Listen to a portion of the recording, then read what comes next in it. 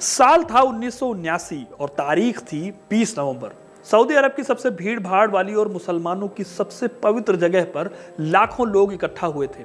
हर साल की तरह लाखों लोग यहाँ आए थे। ये जगह थी मक्का। उस साल हज यात्रा 2 हफ्ते पहले ही खत्म हो गई थी, लेकिन क्योंकि नया साल पास में ही था, इसलिए कई लोगों ने नए साल के जश्न के लिए मक्का के पास ही ठहरना सही समझा। लेकिन उन्हें पता नहीं था कि वो मक्का में रुककर यहाँ की सबसे भयानक घटना के गवाह बनने जा रहे हैं। उन्हें नहीं पता था कि 20 नवंबर से लेकर अगले 14 दिनों तक का टाइम उनकी जिंदगी का वो हादसा होगा जिसे उन्होंने अपने सपने में भी नहीं सोचा था। आज मैं आपको उसी खतरनाक कहानी के बारे में बताऊंगा जब मुसलमानों की सबसे पवित्र मस्जिदों में से एक मक्का की मस्जिद पर करीब 14 दिनों तक आतंकियों ने कब्जा कर लिया था और सैकड़ों लोगों को उन्होंने मौत के घाट उतार दिया। इस घटना में मस्जिद को कब्जे से छुड़ाने के लिए पाकिस्तान जैसे देशों के कमांडर भी जुटे थे। साथ ही एक ऐसे देश ने भी मदद की थी जो खुद आज इस्लामिक हमलों की मार झेल रहा है। कौन सा था वो देश और कैसे आतंकियों से मक्का की मस्जिद को छुड़ाया गया, जानने के लिए वीडियो को अंत तक जरूर देखिएगा। 1979 में हुए इस हमले के तार 1979 से पहले जाकर जोड़ते हैं। 70 का दशक बेहद क्रूशल था। मिस्र और सऊदी अरब के राजाओं में लिबरल होने का कंपटीशन चल रहा था। सऊदी अरब के राजा फैजल अब्दुल अजीज ने मिस्र के सेकुलर राजा गमाल अब्दुल नासिर के सुधारों को टक्कर देने के लिए सऊदी अरब में कई सुधार कराए।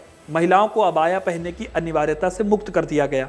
घर से निकलकर काम करने की आज़ादी दे दी। विदेशियों के लिए शराब पीने के लिए कुछ अलग जगहें बनाई गई ताकि सऊदी अरब को पिछड़े ख्याल वाला देश ना कहा जाए। और सिर्फ तेल ही नहीं, दूसरे इकोनॉमिक सेक्टर भी खुले जिनसे सऊदी अरब की इकोनॉमी मजबूत हो। लेकिन उनके इन सुधारों से एक संगठन को उनसे नफरत होती जा रही थी। इस संगठन का नाम था मुस्लिम ब्रदरहुड। मुस्लिम ब्रदरहुड इस्लाम की मध्यकालीन सोच को बढ़ावा देता था, महिलाओं की आज़ादी पर पाबंदी लगाता था। उन्हें फैसल के इन सब कामों से दिक्कत थी, सो उन्होंने उनके फैसलों का विरोध करना भी शुरू कर दिया। बात आगे बढ़ती उससे पहले ही फैसल को उनके अपने भतीजे ने ही 1975 में गोली मार दी। लेकिन सऊदी अरब का लिबरल रवैया रुका नहीं। अगले किंग खालिद ने भी आज़ादी देनी जारी रखी। इससे सऊदी में साहवा आंदोलन का जन्म हुआ। इस आंदोलन में खालिद और फैसल के फैसलों का कड़ा विरोध किया गया। लिबरल बनने चले इस देश में कट्टरता हावी हो गई और आगे चलकर इसी का रिजल्ट था मक्का पर हमला।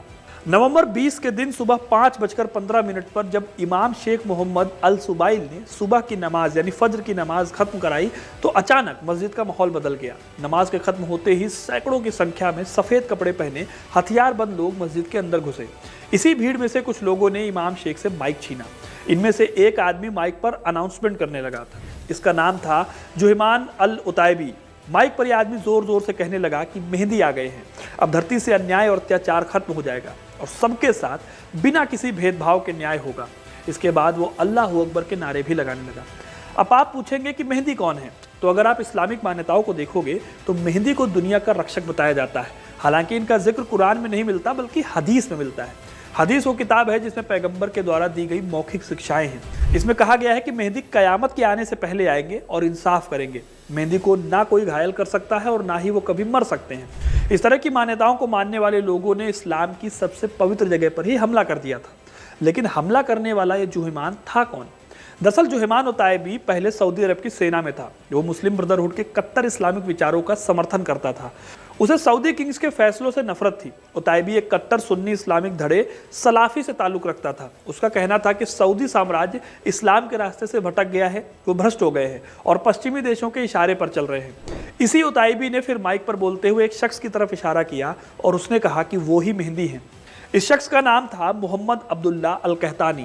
इस घोषणा के बाद कहतानी भी मंच पर चढ़ गया। उताइबी ने कहतानी का सिर झुकाकर स्वागत किया। यह सब इतनी जल्दी में हुआ कि मस्जिद में अफरा तफरी मच गई। जो पुलिस वाले यहाँ तैनात थे वो मारे गए। इस हमले की प्लानिंग बहुत सोच समझकर की गई थी। हमले के वक्त सऊदी अरब की इंटेलिजेंस एजेंसी के हेड क्राउन प्रिंस फहद बिन अब्दुल अजीज के साथ ट्यूनीशिया गए हुए थे। वहीं सऊदी नेशनल गार्ड्स के प्रमुख प्रिंस अब्दुल्ला बिन अब्दुल अजीज भी देश में न होकर मोरक्को में थे। उधर आतंकियों की पूरी तैयारी थी। उन्होंने ट्रक में भरकर पहले ही मस्जिद के अंदर बड़ी संख्या में हथियार और खाने पीने के सामान को पहुंचा दिया था। इसके लिए उन्होंने ताबूतों का इस्तेमाल किया था। इन हमलावरों में स्नाइपर भी थे। इस तरह से इन लोगों ने पुख्ता प्लानिंग करके मस्जिद के अंदर नमाज अदा करने वाले लोगों को बंधक बना लिया। इसमें सिर्फ सऊदी अरब के नहीं बल्कि कई दूसरे देशों के लोग भी थे। इन लोगों ने दूसरे देशों के लोगों को तो छोड़ दिया, लेकिन सऊदी अरब के लोगों को जाने नहीं दिया। फिर सऊदी अरब ने इस हमले को रोकने के लिए ऑपरेशन की शुरुआत की। सबसे पहले तो उसने हमले के टेलीकास्ट को बंद करा दिया। सऊदी अरब को अपने ऑपरेशन को सोच समझकर प्लान करना था, क्योंकि वो मस्जिद पर हमला नहीं कर सकता था, लेकिन बिना मस्जिद पर हमले के बात भी नहीं बन सकती थी। इसलिए सऊदी सरकार ने पहले इस्लामिक धर्मगुरुओं से बात की और मस्जिद में एक मिलिट्री ऑपरेशन चलाने की इजाज़त मांगी। इजाज़त मिलने के बाद सऊदी सेना ने हमले शुरू किए, लेकिन हमलावरों की तैयारी बेहद पुख्ता थी।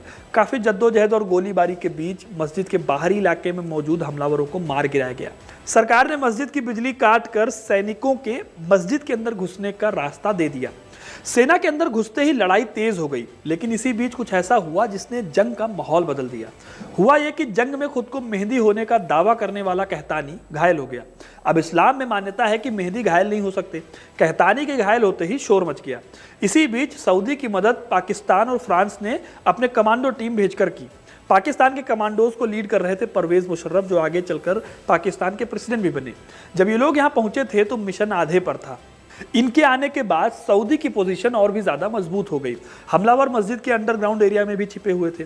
करीब 14 दिनों तक ऑपरेशन चला और 14 दिसंबर को जाकर खत्म हुआ। करीब 63 हमलावरों ने सरेंडर कर दिया। इसमें मेहदी होने का दावा करने वाले कहतानी भी थे। मारे गए लोगों में बड़ी संख्या में आम लोग शामिल थे।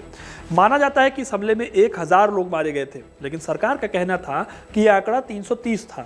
9 जनवरी 1980 के दिन सार्वजनिक रूप से सऊदी अरब ने कहतानी और उसके पकड़े गए बाकी साथी। दोस्तों, जब ये मक्का पर हमला हुआ तो ये अब तक का सबसे बड़ा हमला था। इस हमले में सबसे ज्यादा बदनामी सऊदी की नहीं हुई थी, बल्कि अमेरिका की हुई थी। ईरान के तत्कालीन सर्वोच्च नेता अयातुल्लाह खमैनी ने इस हमले की साजिश को लेकर अमेरिका को जिम्मेदार बताया। पाकिस्तान में भी इसका गुस्सा देखने को मिला जब गुस्साई भीड़ ने इस्लामाबाद में अमेरिकी दूतावास में आग लगा दी। साथ ही कई मुस्लिम देशों में अमेरिका विरोधी प्रदर्शन भी हुए। इस हमले ने सऊदी अरब को भी बदल कर रख दिया।